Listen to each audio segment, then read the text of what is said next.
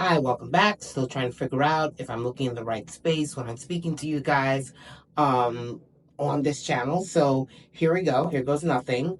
Today, I kind of wanted to just go through a few of the products that I've been using that I've been personally enjoying over like the past 6 weeks or so.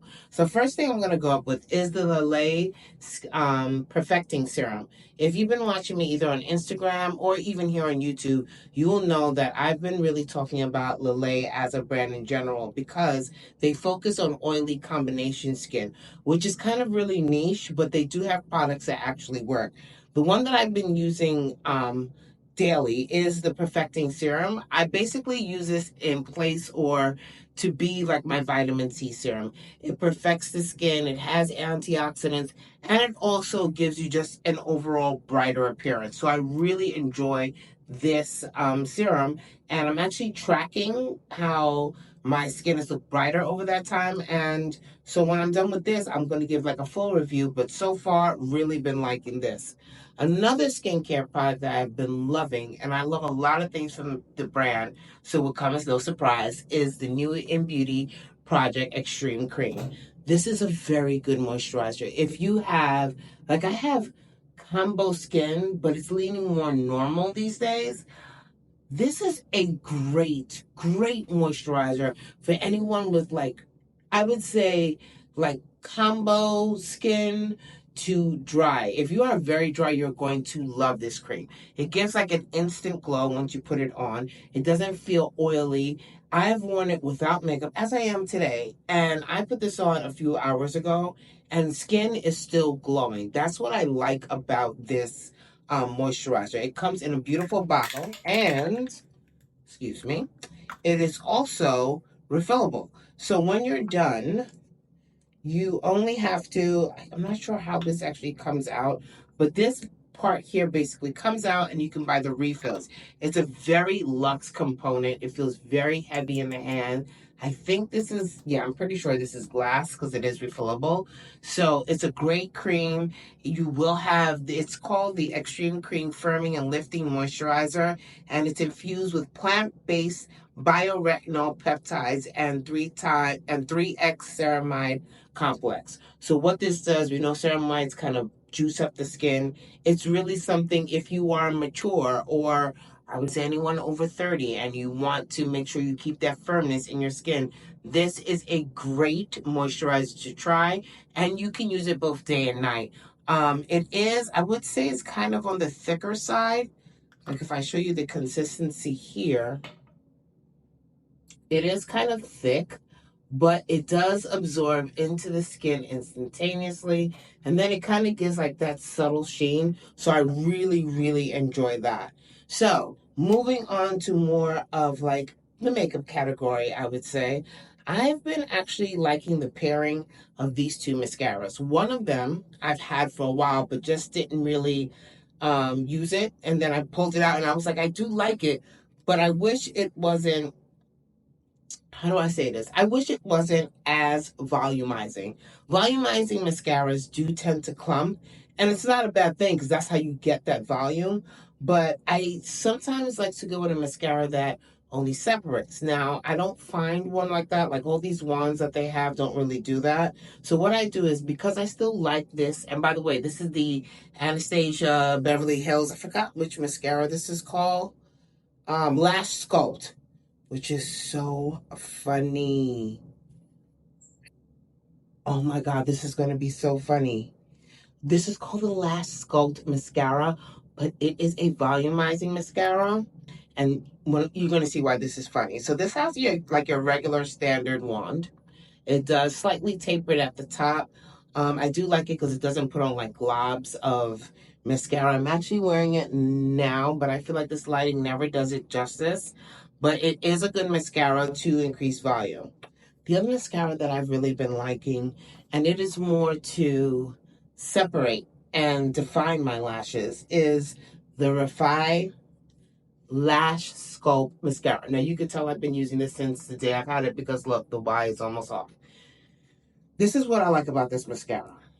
this has a very, very unique wand. And as someone who's worked in beauty with developing and working with people who are developing packaging, this was very innovative to me. I want you to look at this wand. It has, let me just see if, make sure you can focus. If you look at this, it has very little, like tiny little teeth in this curved like comb. I wouldn't even call this a brush.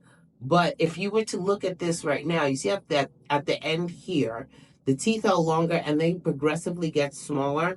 That is great because that's kind of like how our lashes are. Like the ends actually have longer lashes. So when you have it that way, you're able to kind of like lift that way. While as in the front, you have smaller lashes. So you have these tiny, tiny, barely there teeth that actually comb through the lashes.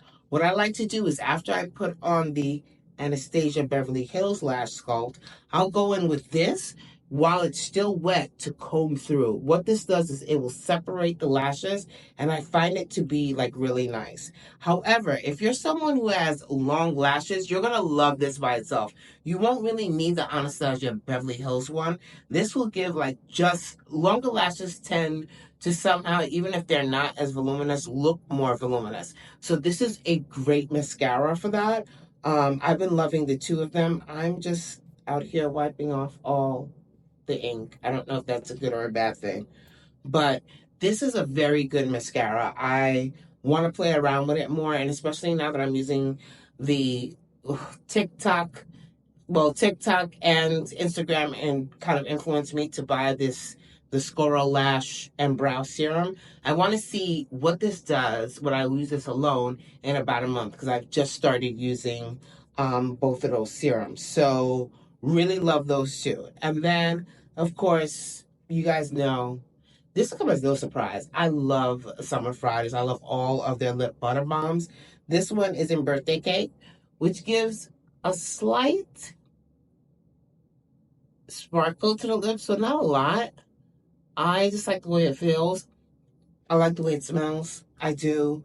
I'm a big Summer Fridays fan. This has been in my bag everywhere I go. So one on my desk or somewhere. But this one I've been actually carrying along with my topicals one. So this is actually making it in for I would say like February, ever since it launched. The day it launched, I bought it, went there, bought it, and have loved it ever since. So there's that. The next thing that I've had for like about a little over a week now, and I love it.